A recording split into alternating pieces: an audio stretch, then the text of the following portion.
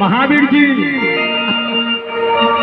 राजा रानी के मन हेते जे गुरु बाबा छिए मगर सती के सत को संसार में भंग भले और सत टूटले। और देखिए राजा रानी गुरु बाबा पर सुरता रखने है आकि हमरा पर सुरता रखिए। और जखनी गुरु के साथ भंग भाजते तखनी की संसार यलोपित भाजते। कहे सत के पालन राजा रानी लक्ष्मीपुर नगरी में डालते। हे सतयुग से लाके कल युग में नाम अमर भाजते। आज देखिए गुरु के सत रखिए राजा रानी आज हमरा पर सत रखिए। और कभी सत भंग नहीं भले ककरो पर जबे सकैया राजा रानी के आत्मा दिल कहे गुरु बाबा पर घुर जाए तब ते सत टूट के भंग भा जेते। हम ते मटी मार के छल से पल से हम भगत मुंडन ला लेबे मगर हमरो सत्य नहीं खा सके तोड़ना। अल्लाह के ज्योति पंजार के हाथ के किला कारण से धर्म तो हमारे क्या गाड़ी में ज्योति पंजार हमरे नाम हमरे बल से खसी के गला में रेशम के ताग बन देने छे। हम तो तोड़ देवे उखाड़ देवे मगर ज्योति के नाम दुनिया से कहिए राजा रानी के देखिए जांच देवे विपद देवे अपने ज्योति के नाम भुला देते। बाबू है यौदा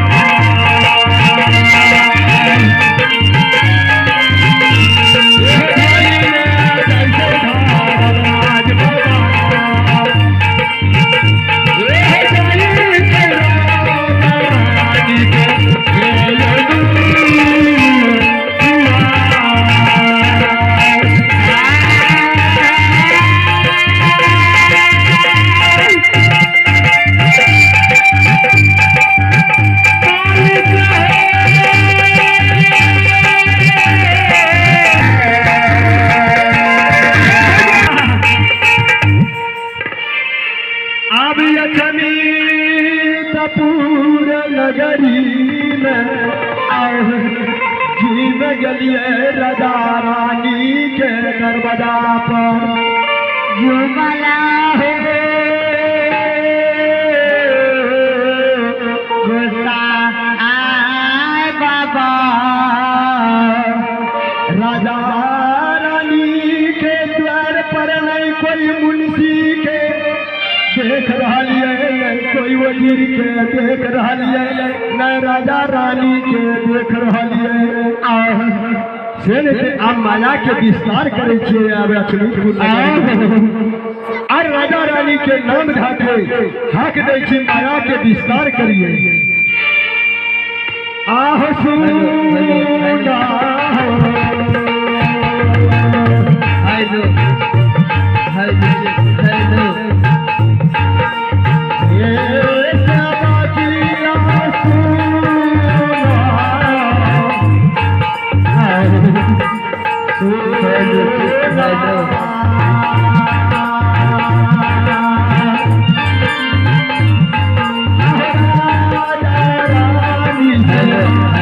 हेलो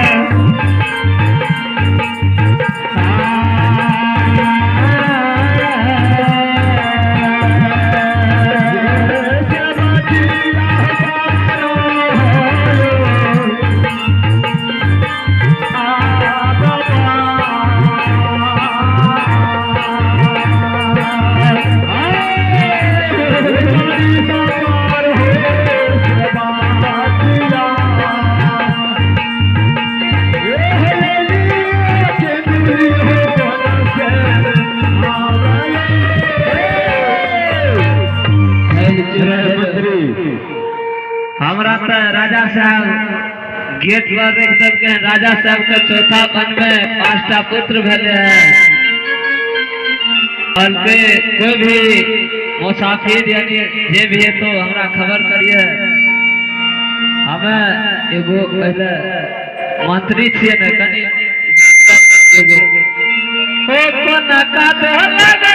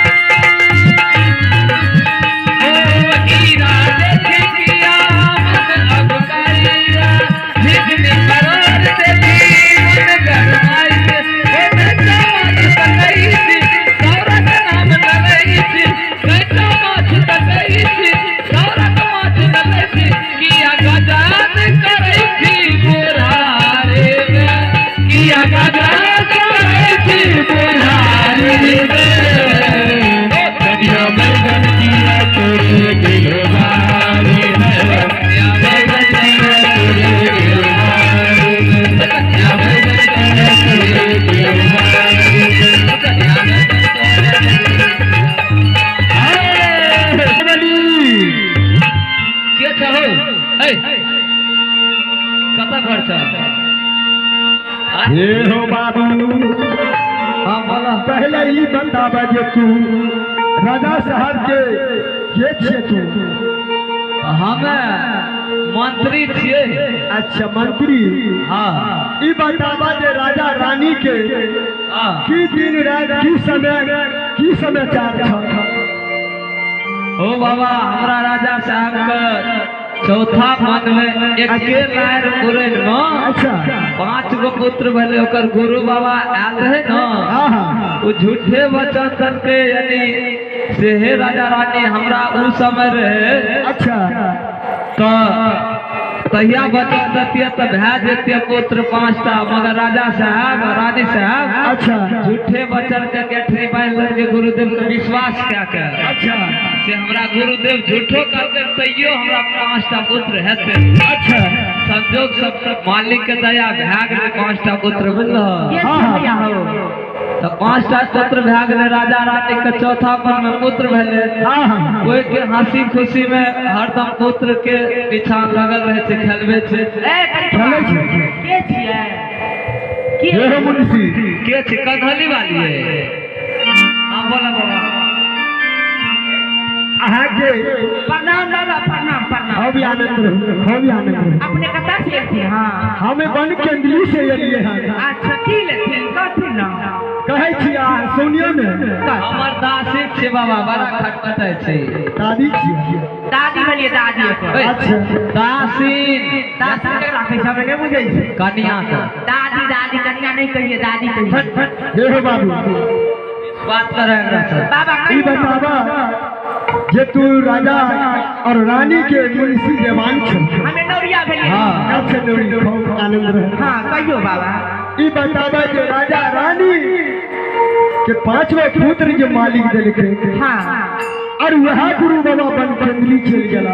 हां वह गुरु बाबा आए केंद्री से भक्ति भजन जाके आ राजा रानी के दरवाजा पर वो बेटा के मुंडन भगत करवे के लिए लिए तू राजा रानी के खबर करा जे तोहर गुरु बाबा केंद्री बनवास से लौट के चले भैया आओ ये कन्हली वाली सुनै छियै कन्या राजा रानी के बलबियो ना गुरु बाबा भेला। हां कहै छै गुरु बाबा छै दे छै। हमरा नहीं विश्वास है कि गुरु बाबा है महारानी साहब। तो हमरो विश्वास कमे है छै बुझलियै। रानी साहब को बुला ले राजा साहब को बुला ले।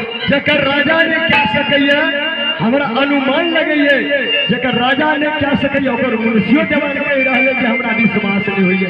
थारे सच के परीक्षा लेनाइ छै अखनी नगर में। जल्दी से राजा रानी के आवाज रहे के हे राजा रानी गुरु बाबा तोहर बन केंद्री से आई ठीक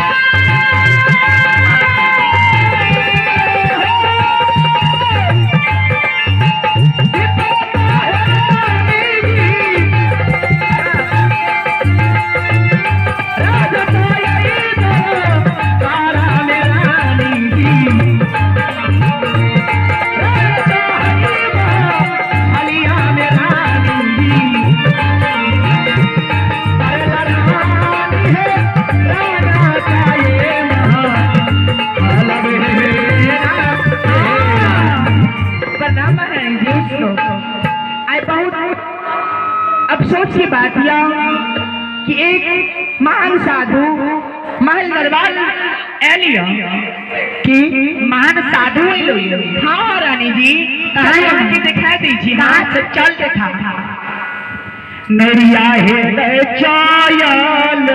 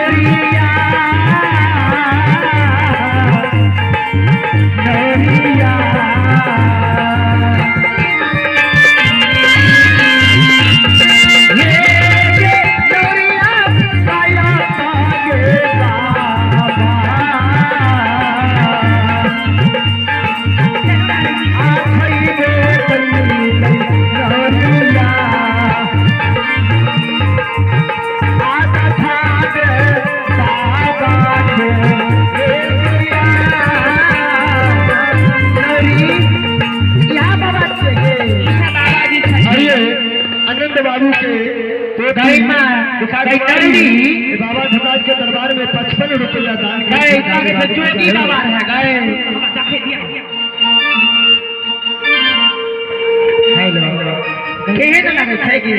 बहुत सुंदर सारंगी वाला बाबा है सारंगी वाला हमरो लगे से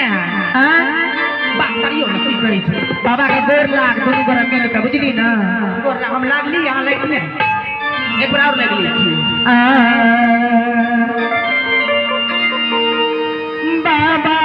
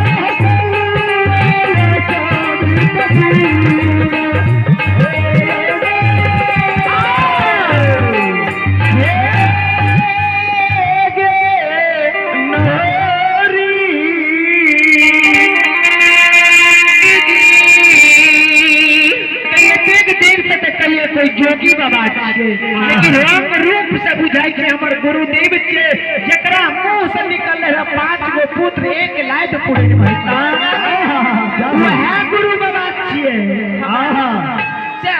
सभी से बात अहाँ के बचंदा के हम बन के ली गेल हो हां उ बचन यहाँ के पूरा भेल कि नहीं भेल से जवाब दिया यहाँ